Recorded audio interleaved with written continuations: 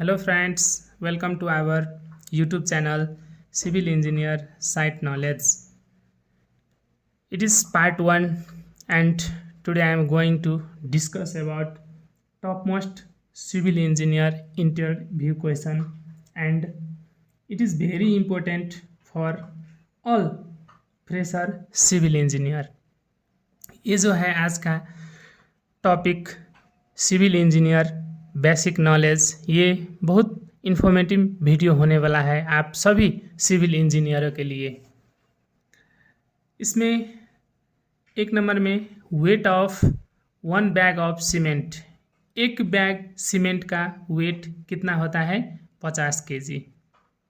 2 number volume of 1 bag of cement, एक bag cement का volume कितना होता है 1.25 क्यूबिक फीट और 0.037 मीटर क्यूब। मीटर क्यूब में यदि हम लेंगे तो 0.0347 मीटर क्यूब और क्यूबिक फीट में लेंगे तो 1.25 cubic feet.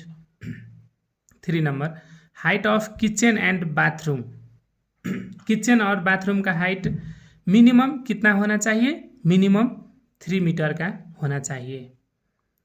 Curing of concrete shouldn't be less than 7 days, जो हम स्लैब कंक्रीट आरसीसी स्लैब डालते हैं, पीसीसी करते हैं, उसके क्यूरिंग का मतलब क्या हुआ, पानी।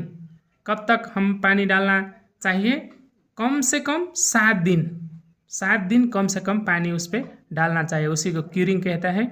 और 7 दिन कम से कम पानी डालना चाहिए।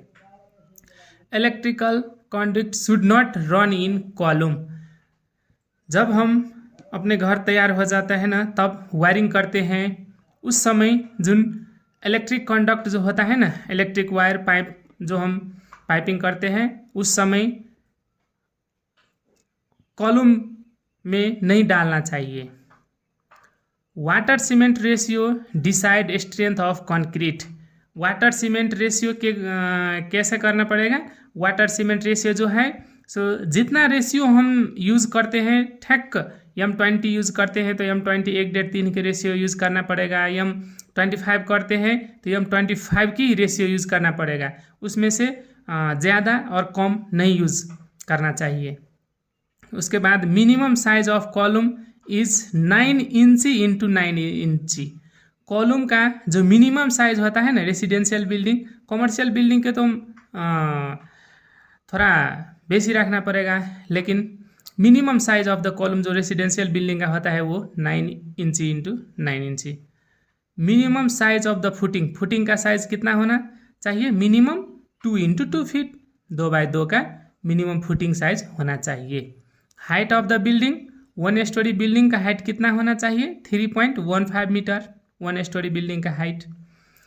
उसके बाद हाइट ऑफ पैरापेट वाल शुड बी 1 मीटर, पैरापेट वाल का जब हम रिटेनिंग वाल लगाते हैं ना, उसके ऊपर पैरापेट वाल रखते हैं ना, उसी वाल का पैरापेट वाल का हाइट कितना होना चाहिए 1 मीटर का होना चाहिए।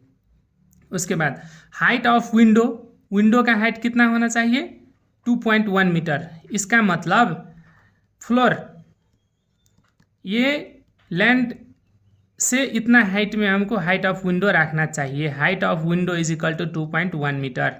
उसके बाद मिनिमम थिकनेस ऑफ स्लैब का मिनिमम थिकनेस कितना होना चाहिए 125 mm।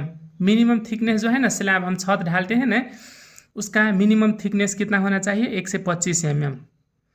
थिकनेस ऑफ डीपीसी का थिकनेस कितना होना चाहिए 2.5 centimetre. Minimum thickness of lintel का मिनिमम थिकनेस 15 सेंटी से कम नहीं होना चाहिए। लिंटेल का मिनिमम थिकनेस कितना होना चाहिए 15 centi. Minimum diameter of the bars used for lapping is 36 mm। Lapping के लिए मिनिमम डायमीटर जो हम बार यूज करते हैं ना, उसका मिनिमम डायमीटर 36 mm होना चाहिए, और bars having more than this diameter are not allowed. यदि ये 36 mm से बेसी का डायमीटर यदि है तो वो नहीं ढालना चाहिए। Minimum diameter of the bars used in slab is 8 mm।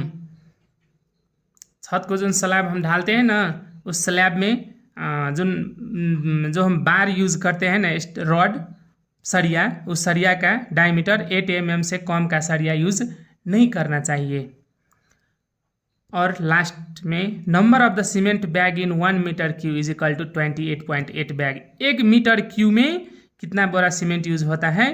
28.8 bag cement. ये पार्ट 1 वीडियो था।